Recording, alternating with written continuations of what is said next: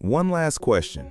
After choosing to leave the game on your own terms, what part of your career are you most proud of? We'll get back to that later, because right now, the bigger point is that Russell Westbrook is unquestionably a first-ballot Hall of Famer. Russ belongs in the conversation among the greatest point guards ever, and now that he's retired, I think people can finally start appreciating the career he actually had. Toward the end, though, the disrespect became ridiculous. Instead of remembering everything he accomplished, people were calling him Russell Westbrook. Westbrook. Thank you, Westbrook. You're going straight to basketball hell following Russell Westbrook. He is all-time Westbrook. I'm sorry. Russell Westbrook. That man's name is Westbrook. That man has a family. That's a family name. You're talking about Russell Westbrook. Noah, he's so proud of his last name. He tells everybody, he walks around and says, I'm Westbrook. That's his last name. But Westbrook, to me, is now shaming.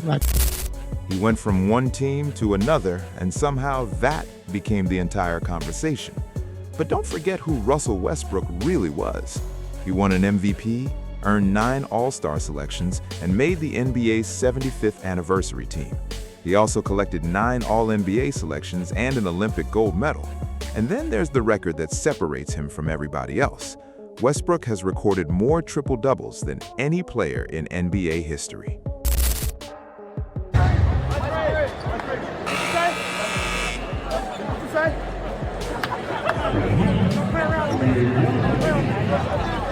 Hey, good take, Russ. Don't listen to him. But all right, now let's get into it, bro. We all know when the real Westbrook slander started, bro. When Westbrook teamed up with LeBron. Now let's talk about when the Westbrook criticism really exploded.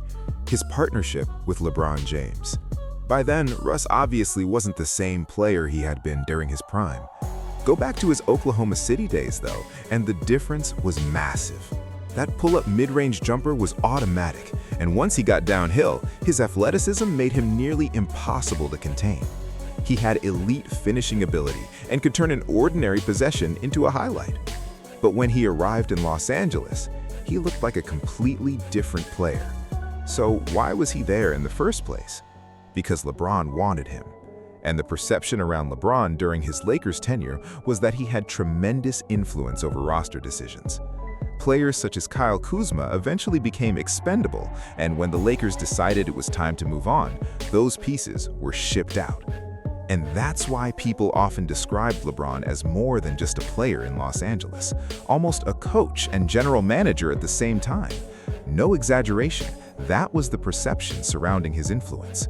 And again, none of this takes away from Russ's resume. He's a first-ballot Hall of Famer. But if we're being completely honest, his Lakers stint was a disaster from a basketball fit standpoint. LeBron already handled a huge portion of the playmaking, and he needed spacing around him. Westbrook was never a consistent outside shooter, so the two skill sets didn't naturally complement each other. Eventually, Westbrook was moved out of Los Angeles. Reportedly grew tired of LeBron's fake behavior during his time in LA, according to Yaron Weissman. I hate that fake-ish. I just can't do it. LeBron quietly pushed for a reunion with Kyrie Irving, a move that would have required trading Russell Westbrook, despite publicly denying it. LeBron often let Russ be Russ in interviews, but didn't actually support him behind the scenes. Told a teammate, I hate this fake-ish. I just can't do it. Westbrook saw multiple examples of LeBron misrepresenting himself, like claiming The Godfather was his favorite movie, but not knowing a single line, carrying the autobiography of Malcolm X to interviews without being able to discuss it, and even saying he predicted Kobe's 81-point game. These moments made Russ view LeBron as inauthentic. Growing up, LeBron was my favorite player ever. But looking back at the Westbrook situation, I understand why some people viewed it as extremely two-faced.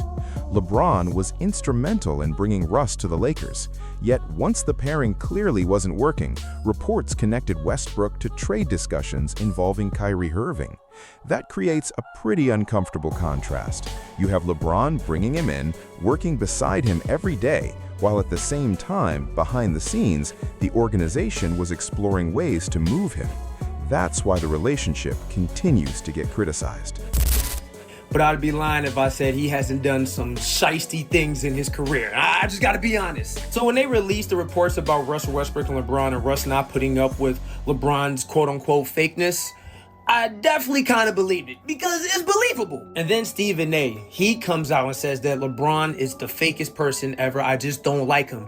Now, the worst thing about this is he said it on Carmelo's podcast. And as you can see, Carmelo was definitely mad and uncomfortable. He didn't want to say a word. And in that situation, I don't even know why he let Stephen A go on about his quote-unquote best NBA friend or whatever. When Russ said, hey, let's just have fun out there, and LeBron looked at him like he was somebody he'd never seen before, that's when I knew, oh, okay, they might not be on the same page. Let's go on. Let's get greedy. Let's get real greedy, man. Real greedy. Let's get greedy, man. We got on three, man.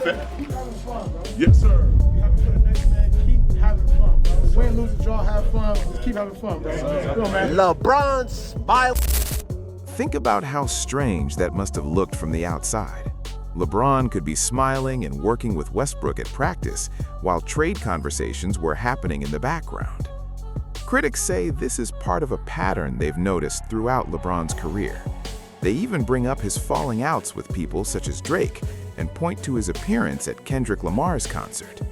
For this narrator, those moments completely changed how he viewed LeBron. He makes it clear that LeBron is no longer his favorite player and says his real GOAT is somebody else.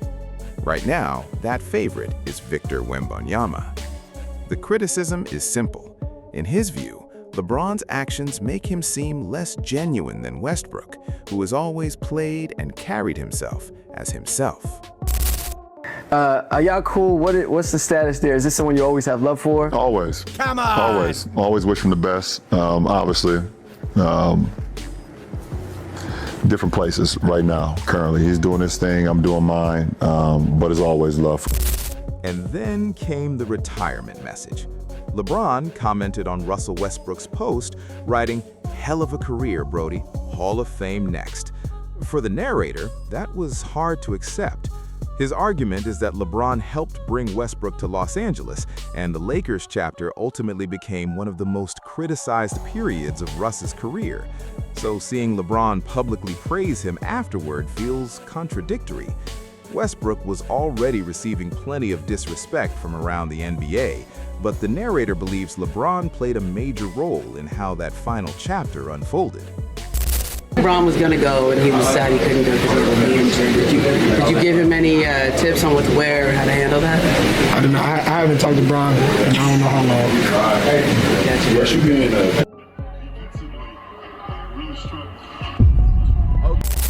Now, to be fair, Westbrook absolutely had declined by that stage. Some of his shots were badly off, and there's no denying that the version of Russ we saw in Los Angeles was far removed from his Oklahoma City peak. But the criticism toward LeBron still remains. The argument is that LeBron already knew Westbrook's limitations before the trade happened. So if he understood that Russ wasn't a natural fit, critics question why he helped bring him in and then appeared to distance himself once things went wrong. That's where the accusations of being fake come from.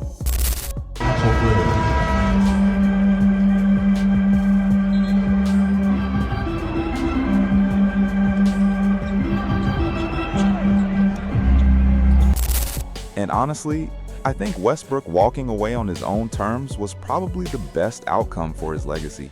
There were reports connecting him with the Kings and Wizards, but neither situation necessarily guaranteed the role he wanted. Sacramento had major questions surrounding its future, while Washington was trying to build something different after landing the top overall pick. With players such as Trae Young and Anthony Davis involved, Russ likely wouldn't have received the same workload he once had.